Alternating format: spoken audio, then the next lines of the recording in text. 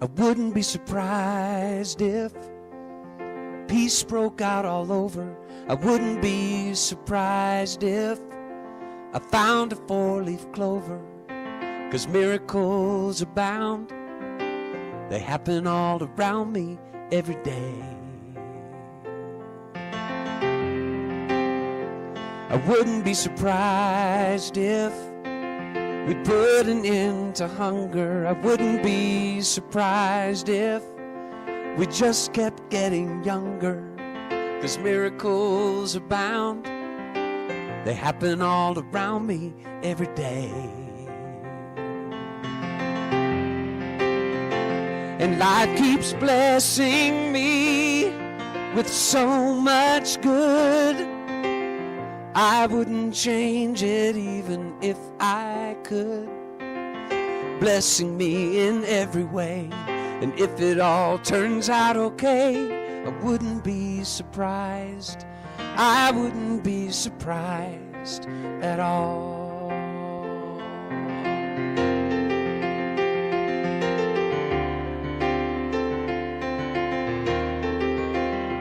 I wouldn't be surprised if I found out every answer. I won't be surprised when we find a cure for cancer, 'cause miracles abound. They happen all around me every day. And life keeps blessing me with so much good.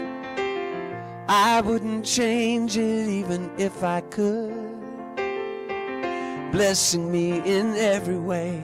And if it all turns out okay, I wouldn't be surprised. I wouldn't be surprised. I wouldn't be surprised.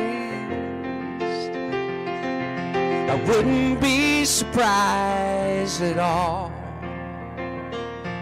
I wouldn't be surprised.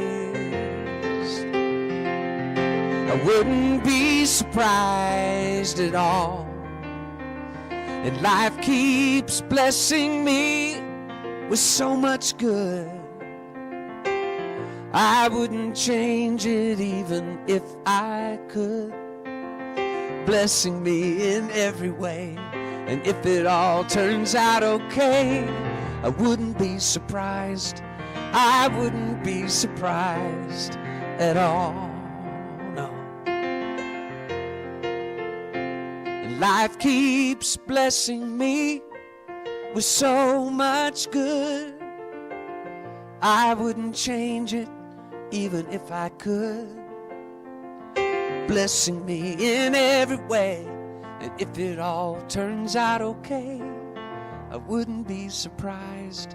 I wouldn't be surprised at all. I wouldn't be surprised.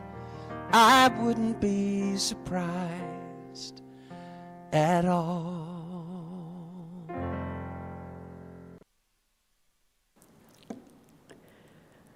Good morning, heart and soul, center of light. Happy Sunday to you. So, just so you know, we are extending our resurrection. So, our resurrection continues. And I just have to say, I can hear the question, really, for how long? Well, I don't know the answer to that. We just gonna ride it till the wheels come off. So, look. This notion, that was Gary's song, I Wouldn't Be Surprised, to me illustrates, offers us a statement of faith. In it, part of the lyric says, 'cause miracles abound. They happen all around me. Somebody, you need to ask somebody about this. We are truly in this together in the sense that the moment we come into an awareness that truly miracles abound and that they happen and are happening all around us absolutely every day. Life keeps blessing me, he says. So we have some of us that went through a 40-day process for prosperity and transforming our lives. Anytime, typically, when a workshop offers that it's about prosperity, including the one that we have just started, it really is more of a hook. It truly will be about prosperity, but prosperity is holistic in that the chances of you just having a bunch of money and change and nothing else are between slim and none. What it means is that it's an opportunity to transform the way we think, what we believe, how we are in a way that transforms our lives, of course, and opens us to the greater good that is always available. So Gary Lynn Floyd says, life keeps blessing me with so much good. I'm going to ask y'all to affirm that right now. Life keeps blessing me with so much good.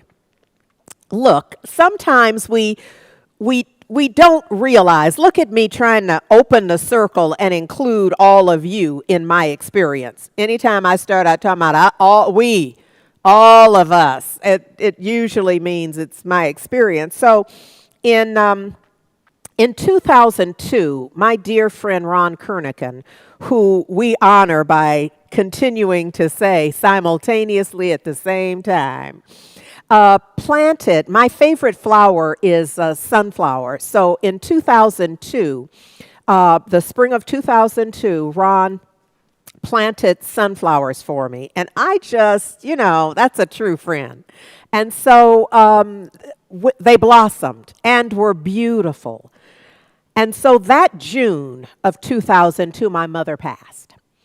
And that was a time of tremendous grief and, frankly, spiritual chaos for me, emotional chaos. It was my spiritual clarity that helped me to get through it as I continued to claim that and reaffirm it and plug into it. It was a very difficult time. It certainly is among my most difficult challenges in my life. So my mother passes, and I'm looking at these sunflowers. I made them symbolic of what was up for me in my life. And so it was me and the sunflowers. I'd get up in the morning, they were right in my front yard. I'd go to the front door and pray with the sunflowers, And then the squirrels decided that he had planted them for them. And so the squirrels and I got it on. I was battling the squirrels. I was Googling everything about how to get the squirrels out of your plants. And it was a real war the squirrels weren't paying me no attention. I was the one carrying on. And essentially, the short of it is that the squirrels won. And y'all knew that already, and that I was defeated and felt defeated and devastated. No, it's like I lost my mama and now my sunflowers too. And it was just the worst time ever. And I remember it was a why me moment. At least I had the sunflowers that were getting me through. And that next year, the sunflowers came back, but bigger. And, just now I'm realizing I'm saying they came back. Y'all, come on. Look, what I hadn't realized until this very moment is those dang squirrels were cracking the dang sunflower seeds and thus planting the seeds.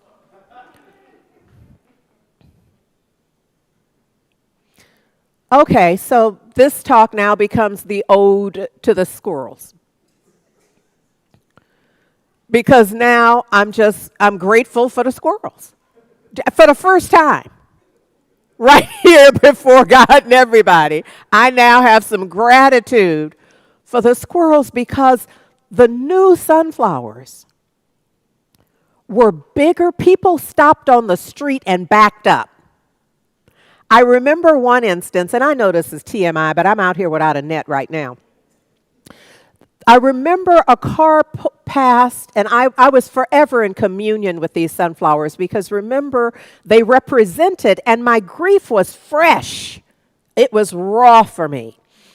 And so I'm out there, and the people back up, and they're like, what kind of sunflower is this? And I was trying to tell them that this is my mama, really, the sunflowers represent my mom. And I remember the people being like, kind of drew back into the car, that it was a moment that they were not expecting, that the sunflowers would, I mean, I literally wept right there standing at the people's car, trying to tell them about how important these sunflowers were. What, you see, I'm trying to say something to y'all about this adventure in faith really does require faith. You can't, it's not just an adventure, it's an adventure in faith. And it requires that we, like coming to a potluck, we got to bring the faith ourselves. And the intention here for our ode to the squirrels this morning is that in this adventure in faith that we rise up grateful. That we rise up grateful even before we understand for what or for whom or how it all unfolded, to be in gratitude. You see, even before I had that epiphany right before you this morning, that the squirrels were the ones, Ron started it, but the squirrels helped it. Even before I had that epiphany, I was already grateful. I was grateful not specifically to the squirrels, I'll acknowledge, but I've been basking in a sense of gratitude. The little stump is still there. And when I see it, it takes, you see, because where does it exist? But in me, in my mind. And what it brings up for me is gratitude. Gratitude, absolutely, positively. So look, that reminds, see, I'm going to fold in some of what we were talking about last week. So I want to bring us to Dr. Howard Thurman. Y'all know that this is, well, y'all may not know, but this is really, when we do Easter, this is probably my favorite quote excerpt, I should say. My favorite excerpt is where Dr. Thurman offers us this notion, because I was stumbling. We all stumble. Stumbling in the darkness is a metaphor. So it doesn't mean literally somebody has turned off the lights and you are trying to get down. It's in your life. You can't see the truth in the moment. When that is true for you, you are stumbling in the darkness, having lost our way. My grief was a point in which I had lost my way. That's why I'm out there fighting with the squirrels. So, look, he says that even the one who has lost his or her way, there's this moment that one finds themselves, and we've all been there. The metaphor is you've stumbled, I'm going to say, down the stairs, and you realize that in this moment, this part right here, just where I am, you're just in this troublesome moment. But when you look up, you realize on a minute level, on a mundane level, oh, there's my earring back. Sisters, you understand what I'm talking about. You're like, oh, there's the back to my earring. And you, right away, it shifts. Does that make sense, y'all? Oh, sorry. I kind of left y'all for a moment because well, y'all understand how that goes. So, look, you have a moment where you realize there's that. But on a larger scale, you realize that everything that you are going through, everything, your war with the squirrels, the depression, your sense of it not working, in the moment, this is what Dr. Thurman is offering. In that moment, you have a sense of something else being present. There's something else, there's a light, he says, and that is the glad surprise. So my whole sunflower story gets to that point. I'm hoping you heard the glad surprise. In fact, on a certain level, you saw the glad surprise of my realization, my recognition that the squirrels had everything to do with the beautiful sunflowers that I'm literally worshiping. That moment is our resurrection. That's when we rise into a greater awareness. He says it's the announcement that life cannot ultimately be conquered by death. That there is no road that is at last swallowed up in ultimate darkness. I'm going to be talking about John 11 in a bit, and I'm wanting you to remember this, even if I don't remember to tell you, but I need you to remember this notion of the glad surprise, no matter what else is going on. So look, Ernest Holmes says this. He says that we should resurrect ourselves. That is to say, you saw I was down there. That's where you fall down or where you think you have. Resurrect ourselves to the joy and simplicity and spontaneity of life. Because even while we're down here, that's still going on. That's still an option. It's still an opportunity. And says, leave the corpses of our dead yesterdays in the tomb of their own obscurity.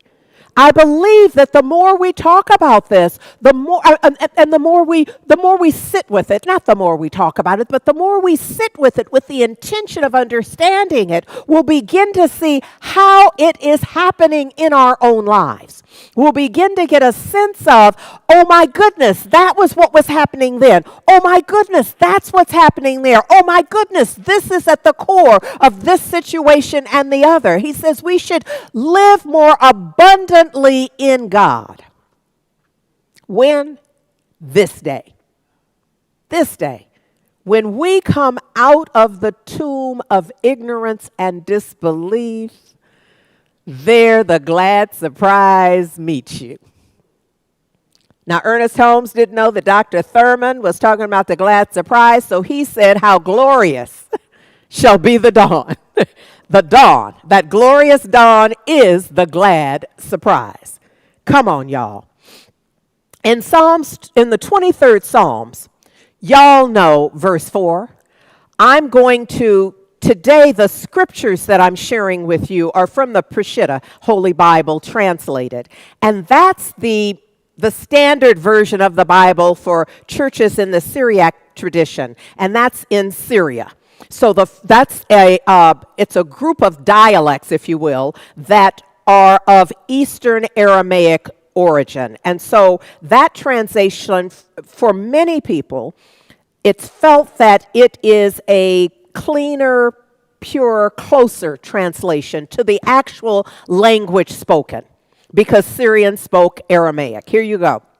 So verse 4, which is, most of us know it from the King James Version, which is, yea, though I walk through the valley of the shadow of death, I will fear no evil, for thou art with me. Thy rod and thy staff, they comfort me. So the tools of the shepherd are right there being used for my good. In the Peshitta's translation, it says, even if I shall walk in the valleys, plural, of the shadows of death, I will not be afraid of evil, because you are with me, and your rod and your staff, they comfort me. And so I wanted to, I just want to pick at you a little bit, because I want to broaden, I want to encourage you for expanded thinking, even as we consider how our faith informs our life. So I've come today to say that, or to suggest to you, that you know that your faith is the same faith that everybody has. Because I know sometimes y'all, I have told you about, it had to be long time. Well, let's see, it had to have been 20, 30, I don't know how long I've been retired, but I was commuting to San Francisco, so it was that long ago, and I retired in 98, so, somewhere in that math equation. I had a thought of, I was in practitioner training, so we're talking 95. And we had a thought paper due about faith.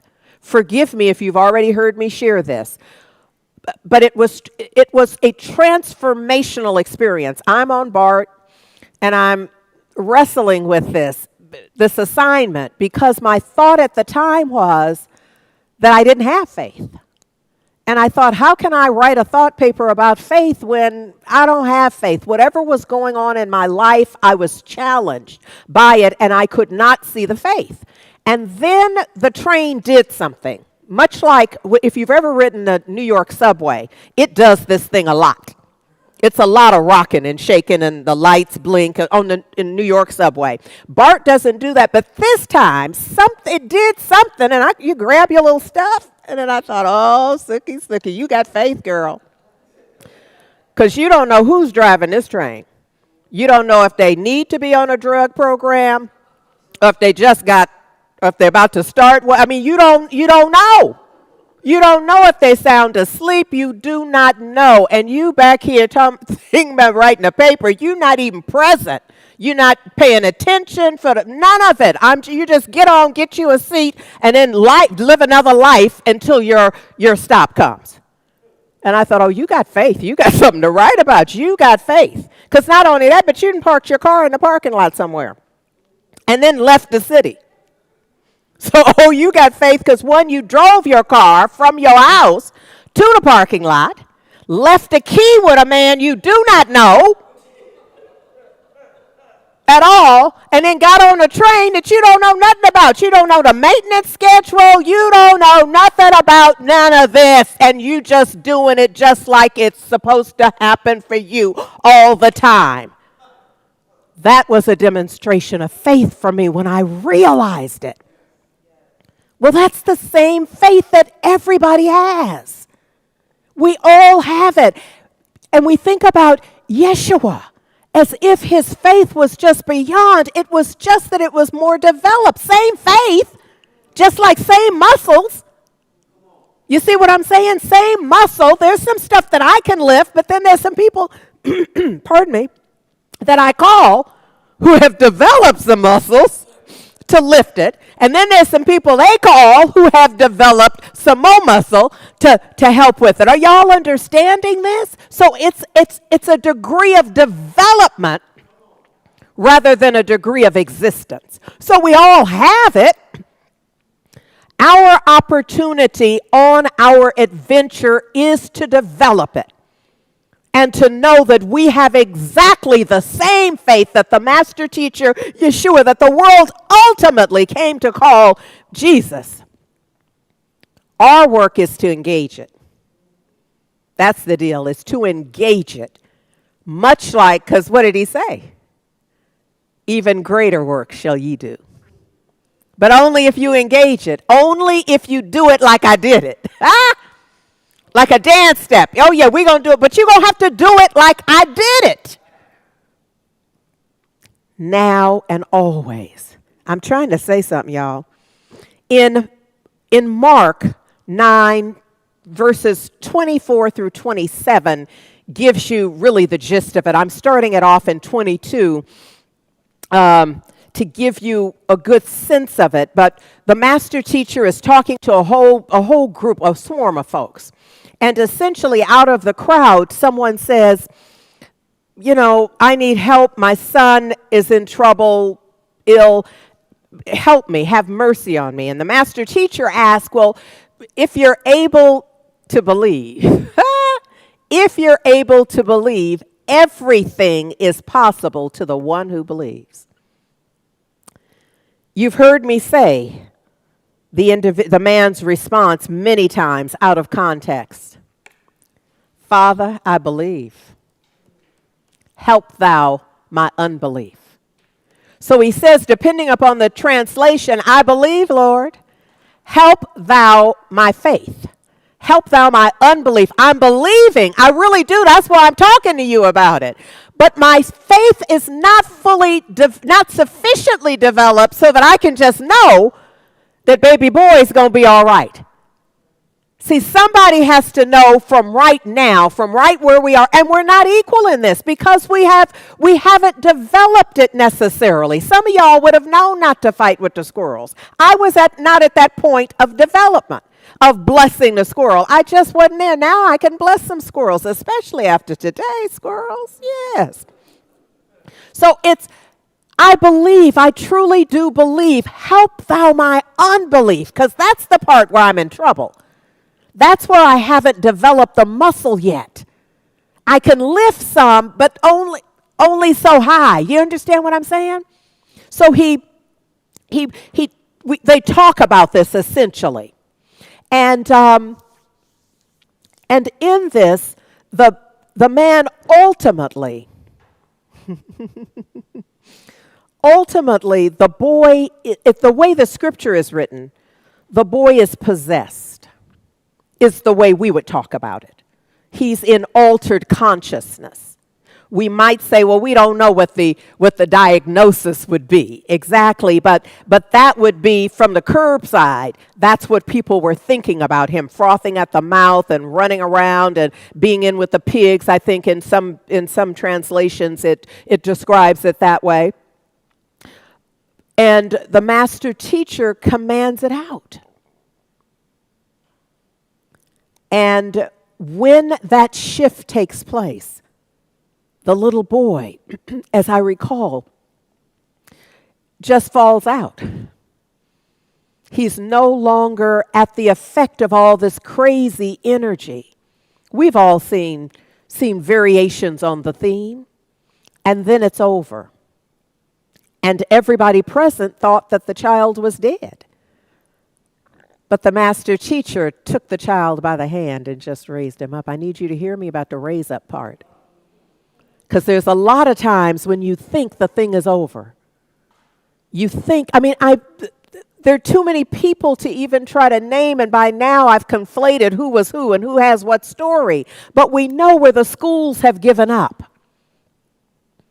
You know, I myself, y'all know there's so many stories, and we must avail ourselves to build our faith of all of those stories where the rise up happens, so that we can have gratitude for each and every situation and circumstance. I'm not done yet, because in John 11 we get another opportunity. This is where I was reminding you to remind me about Dr. Thurman, this notion of the glad surprise that is the resurrection. And this is frankly one of my favorites, where Lazarus, we know him as Lazarus. In this if I even, in this translation, when the Syrian or the Aramaic name would have been Lazar or Lazar.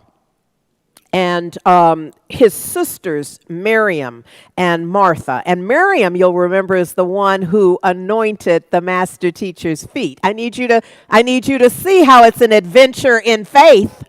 I need you to try to connect some dots along the way, that you don't just magically appear at the corner of 5th and Vine and it all works out. There's some stuff that happened. Your sister gonna have to do something. Your friend, you, because of that relationship, all of it, life is happening in its fullness everywhere, always present. So in this particular situation, just to set the tone here, Lazarus is sick, and the sisters sent for the master teacher saying, "Oh, our brother whom you love is sick. Please come." And the master teacher said, and I don't know if it was to them or to himself, that the awareness that the sickness of the brother was not death, but for the glory of God. That something is unfolding. See, everything is not against you, even if you think it is. That there's something that is unfolding for the greater good and for the realization of the greater good. Why? Because we're on an adventure in faith so that you can learn to be grateful for your life. So he realizes that this sickness is not about death. But other folks didn't realize that. And so fast forward, they now have buried the man. And of course, I told you the lyric from Pilate's wife that says, you don't know because you weren't there, you don't know when, and you don't know where. Well, so it is here. We don't know no more details than are shared with us in this story. And you need to know that this is a story that is shared with us. Just like when we have an event in our life and we tell it, the gist of it is so. But sometimes we can change the names. And we done mixed up the gender of the people to really make sure that folks don't know with the parts you don't necessarily want them to know. So I want you to take it with the sense of what's the bottom line? What can I glean from this? What can I know from this that supports me in my life? And here's the connection with Dr. Thurman. The master teacher says in his teaching here, if a man walks in the daylight, he does not stumble, because he sees the light of this world. And if a man walks in the night, he stumbles, because there is no light within him.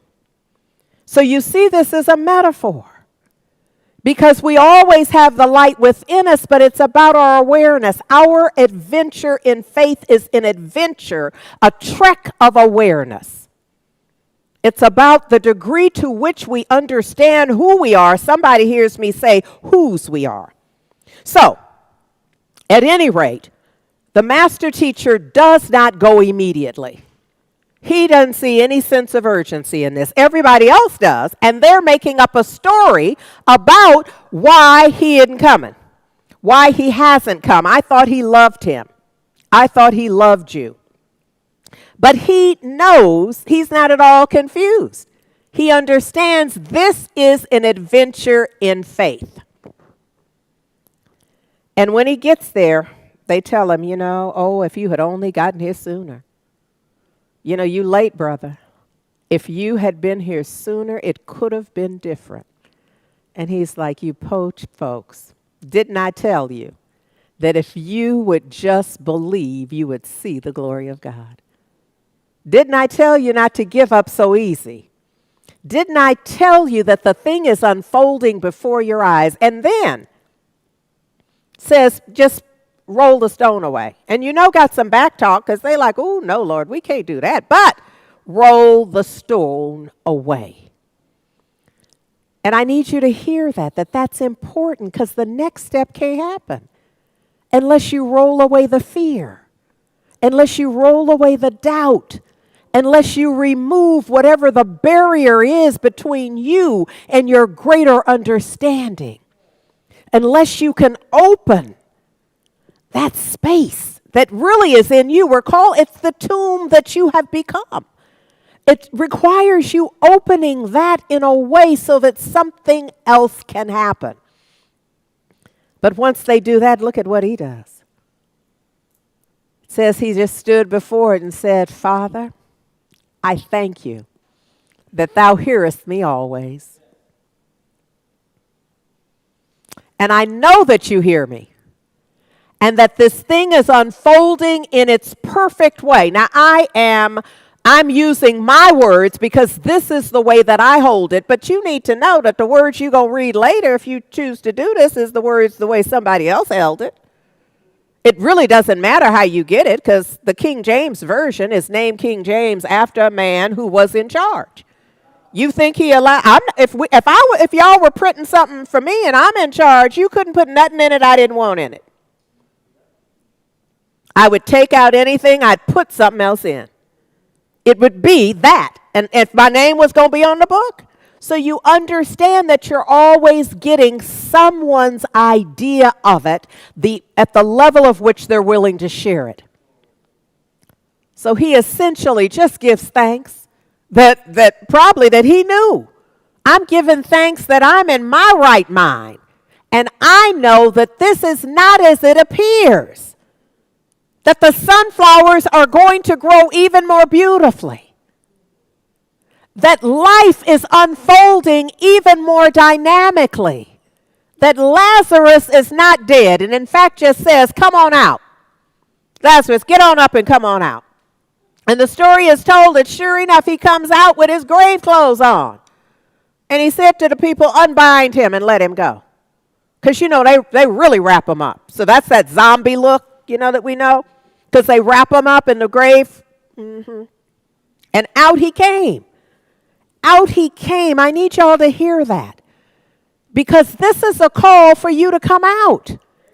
Ernest Holmes says our contention is not that dead men live again, but that a living man never dies.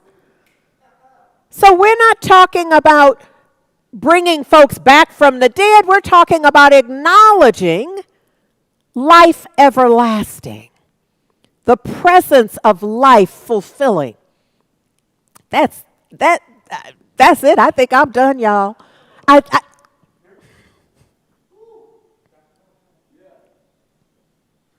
And so it is.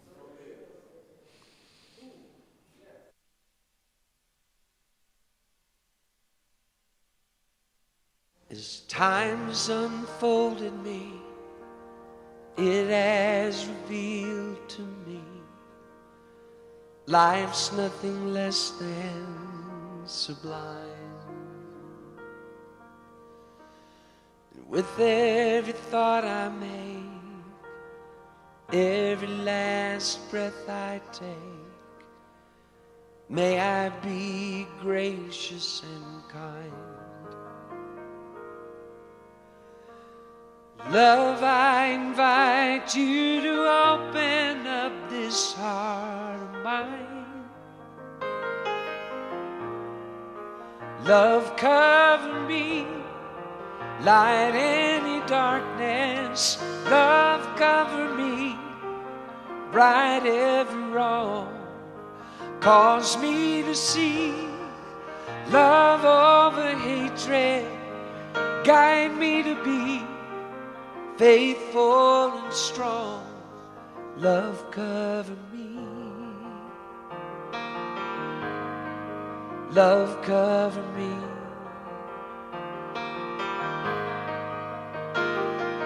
Kindness wash over me, make me a symphony, play every note you can find. Make me reverberate, gently deactivate, slowly flow out of my mind. Find me a melody, dance and let my anthem be. Love, cover me, light any darkness. Love, cover me, right every wrong. Cause me to see love over hatred. Guide me to be faithful and strong. Love, cover me. Love, cover me.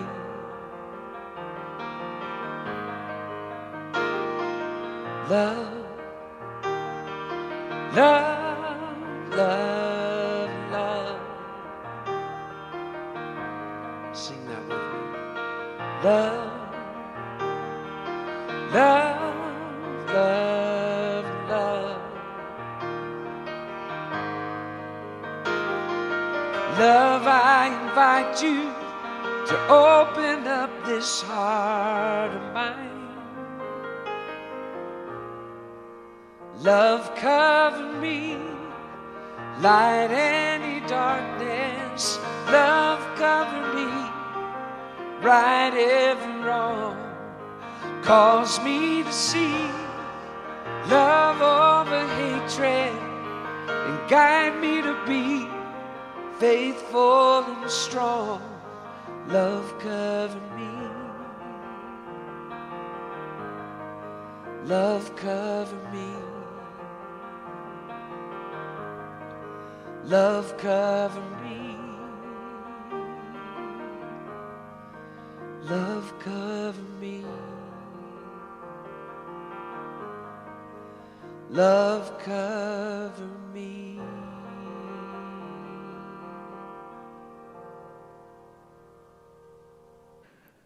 We start by just centering ourselves, by just kind of stopping the action, the busy mind activity, to sit in divine recognition that God is. that the living one, the strong one is, that source is surrounding and enfolding and imbuing absolutely everything, that truly there is not a spot where God is not. And that our recognition of that in this instance shifts the energetic field, that it deepens the field of energy, just knowing God is, and then expanding that to a sense that I am, God is, I am one in God. That the very breath of God is breathing me, and I am breathing the breath of God. Oh, my Lord, that I am living the life of God. The life of God is living me. And then we realize that there is not a spot in our lives where God is not. Not just in the world, but in our individual, personal, intimate experience, that we are in this love together in God. And so it's from this awareness, God is, I am, that I speak this word, knowing that we are blessed beyond human measure. That even our problems are in God, are in this same universe in which source is all there is. And so what I think is a problem, what I'm carrying on about, what I'm doubting, where I'm questioning my faith, all of this is being played out in the universe of the divine, in which the greatest creative power, the only creative power, when I'm talking about the point of creation power,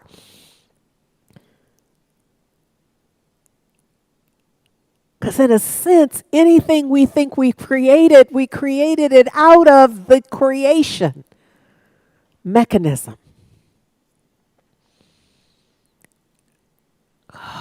Right where I am now, right where all of us are, the whole perfect and complete nature of the divine is. And so I'm declaring a healing.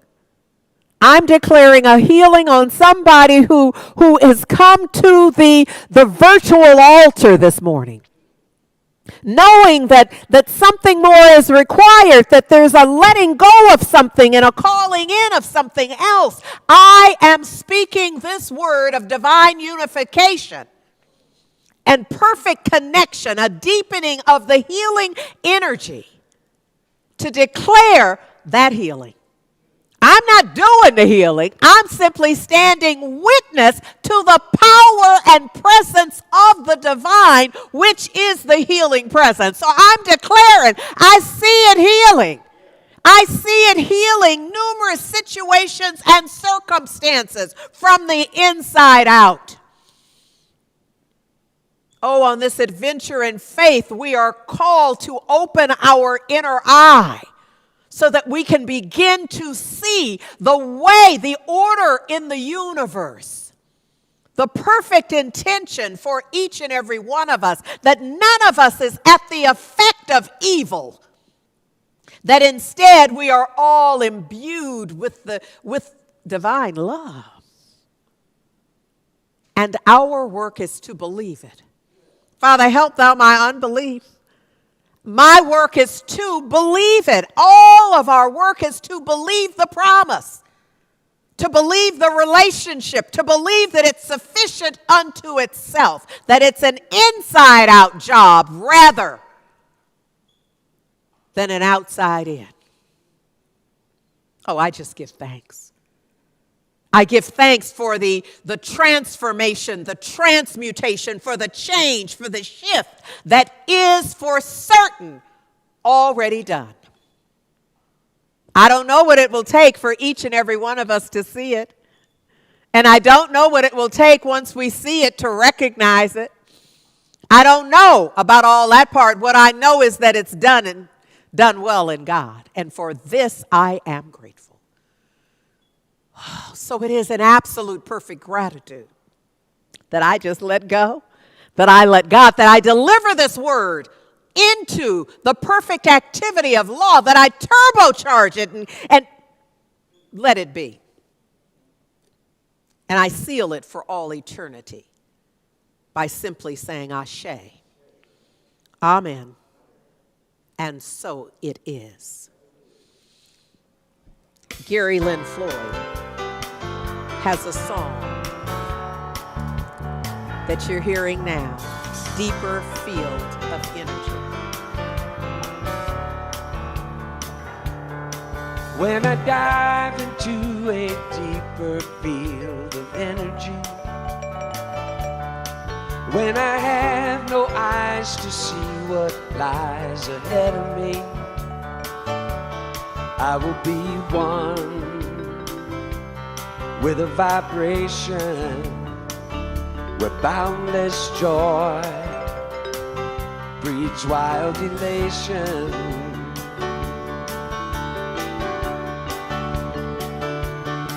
When I dive into a deeper field of energy, when I have exhausted human physicality, I will embrace my resurrection as I move through a new dimension.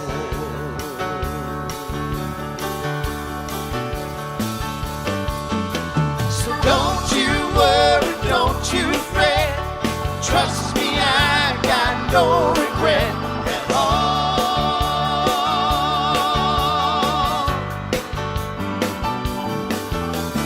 Into space and out of time, I find my wings and learn to fly from a free fall.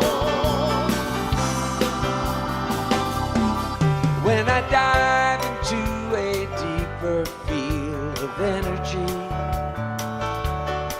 when to leave my body has become what's best for me, I will feel from a fresh perception what I have known since my inception.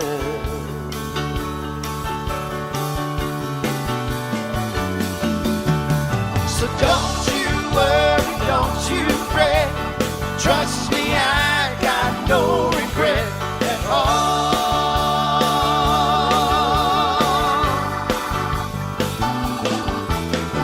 Into space and out of time, I find my wings and learn to fly from a free fall. When I dive into a deeper field of energy, when I dive into a deeper field of energy, when I dive into a deeper field of energy, when I dive into a deeper field of energy, So don't you worry, don't you fret. Trust me, I got no regret at all.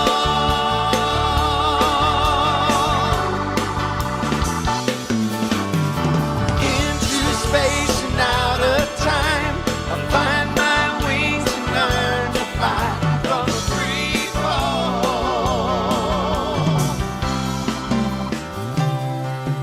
when I dive into a deeper field